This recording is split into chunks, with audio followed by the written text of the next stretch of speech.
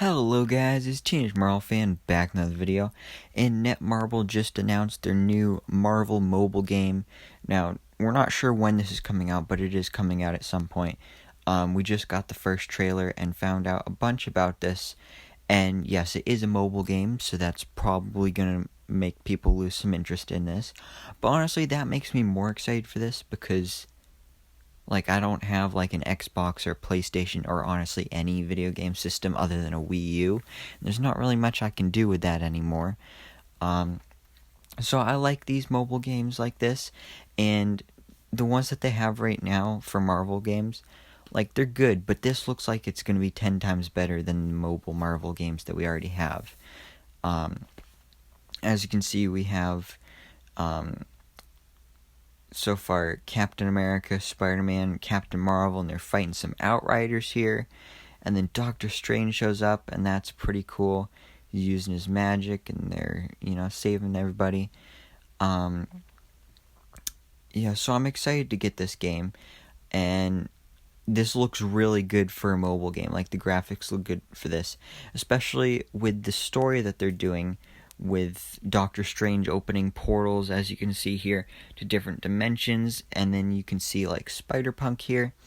So that's basically the gist of the game, is that there's going to be versions of these characters from different dimensions. There's a different version of Captain Marvel, a different version of Doctor Strange.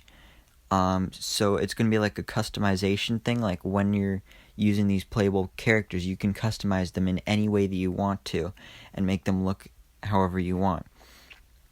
And you got some nice designs here, like a gold Spider-Man, Captain Marvel in her classic Ms. Marvel costume. You got Captain America looking like Red Guardian, Spider-Man UK. Yes, you got some great costumes and outfits, and there's going to be a whole bunch of options when it comes to customizing these characters. So you can basically do whatever you want with these characters. And like I mentioned, the four main playable characters are Doctor Strange, Spider-Man, Captain Marvel, and Captain America. So these are going to be the four characters that you will be able to customize. And that's just so far, because this game is still in the early stages of development. Yes, they have a trailer, but this probably won't come out until at least next year, and early next year maybe, but I'm thinking probably more mid to late 2021 is an expected release date for this. But I'm excited for it, and by then, of course, we'll know about some other main playable characters that we'll have other than these four. I imagine we'll probably have Iron Man, Hulk, Thor, the main Avengers, maybe some other characters like Wolverine, Black Panther, Ant-Man maybe. So it would be really cool to see that as well. So those are the heroes for this game. But if you know me, you know that I love villains. So you can't have a superhero thing without their villains, because of course, they need somebody to fight. So here's the official villains trailer, and there is one main villain for each of these main characters. So we have Red Skull, obviously a Captain America villain. Then we have Baron Mordo, who looks really awesome here, of course a Doctor Strange villain. I really like the way he looks with his purple magic and stuff. A great way to balance against Doctor Strange with his orange magic. Then we have MODOK as the Captain Marvel villain. I love the way he looks. He's one of my favorite Marvel villains. Would love to see him introduced in the MCU someday. His aimbots look cool as well.